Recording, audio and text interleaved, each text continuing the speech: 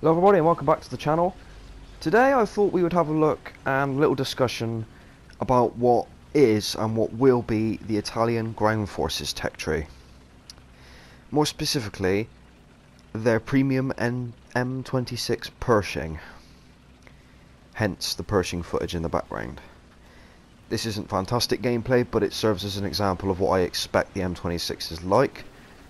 I personally, I could buy it if I wanted to, but to be quite honest with you, I don't see the point.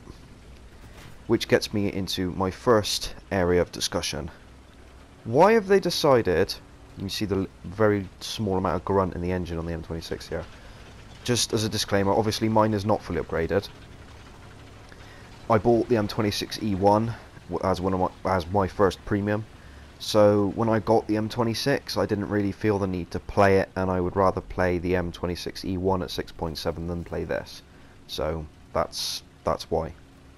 Anyway, the Italian Ground Forces tech tree, they've released it kind of like how they did the tech trees first off, and with the I think they did it with the British as well. They've released 2 premium vehicles that you can buy and drive in realistic ground forces, but they have 3 respawns because there are no other vehicles to choose from. I don't know why they decided to do it like this. I thought the way they did the Italian and the way they're currently doing the French air tech tree was much better. You introduce a few premiums, you have the entire tech tree in the game from the get-go, and as the vehicles get tested by the people who buy the premium packs for you, so basically you're paying to be a tester for Gaijin, right? Of course, you're under no compliance to actually report to them. You can just buy the premiums and play along, and you don't have to, it's not like you have to sign anything. I didn't when I did the Italian air tree. You play along quite merrily, and you get access to all of it before everybody else, because 9 times out of 10, the amount of research you have to do to get like a jet is next to nothing compared to the other tech trees. It took me and Schooter 2 days to grind our way right the way through the Italian Air Forces tech tree. And my G91 is kind of like my little stress jet, if you will. Anyway, this is quite fitting in comparison to this discussion because, as I said, I don't see why they have decided to do it that way when I thought that, in my personal opinion, yours may of course vary, that the way they did the Italian air and are currently doing the French was the better option, but they probably have their own little reason for doing it that way, and you know, who am I to argue? It's, like I said, it's just my opinion. That was an incredible shot that shouldn't have penetrated, by the way. Can't penetrate the lower plate of a Tiger II 105, but I can penetrate the top of the turret at that angle. I suppose he was flattening out the armour more, but still. So, I have a couple of screenshots here. One of the M36 and one of the M36. One of the Italian M26 and one of the American M26. So let's have a look at those very quickly, shall we? Okay, so first up we've got the Italian one and then the American one. Without looking at these in detail, I'm going to just go with the assumption that they are the exact same vehicle with a different skin on. I would expect nothing less, really. Although, as a general rule, I'm not a massive fan of Lend-Lease style vehicles. In other words, one nation's vehicle in another nation with a different skin on it. Or in some cases, entirely the same, just slightly modelled differently.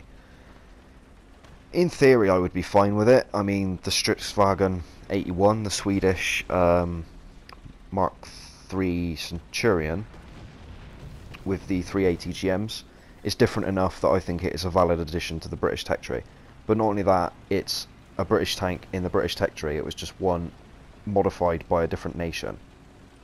So, for example, on my Centurion Mark 10 video I did yesterday, a few people were saying on Reddit, and shout out to you guys, by the way, it's always nice to talk to people, they were saying that we basically reached a conclusion that the Israeli, I can't remember what they called it, but the Israeli Centurions that they had were Mark 3s and Mark 5s that they had modified and fitted with 105mm guns and a few other things as well. I wouldn't mind seeing an Israeli premium Centurion in the game. Not that it will happen, I don't think, because I've already got one Centurion premium, so... What other examples can I think of? A captured Tiger 1, maybe? Tiger 131 would be a cool addition. But they'd have to change it up enough that it's not the Tiger 1H, just straight up copied with maybe a 131 written on the back or something. They'd have to actually model it differently.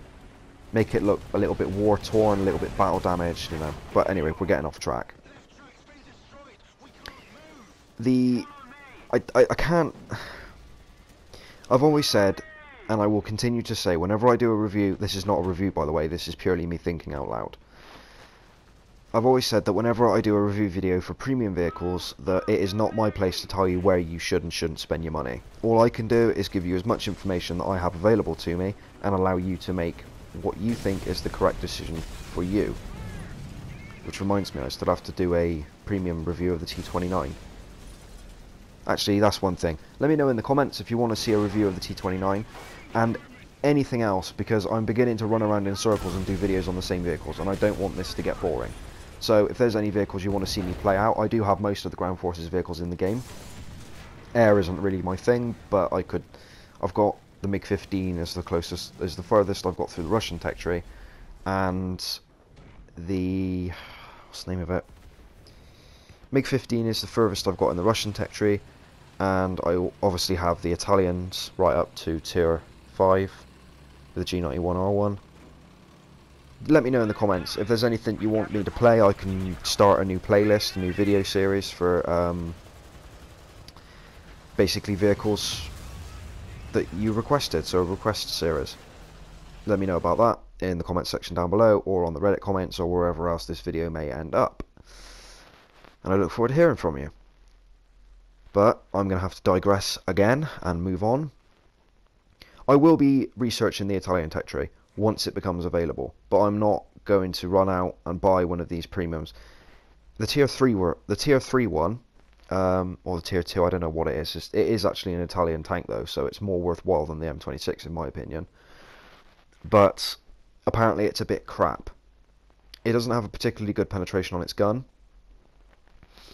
and the armor isn't brilliant, and it tends to get up tiered quite a lot. If it's in its own battle rating, it's fine, and if it gets down tiered, it's great, but if it gets up tiered, it's a pile of shit.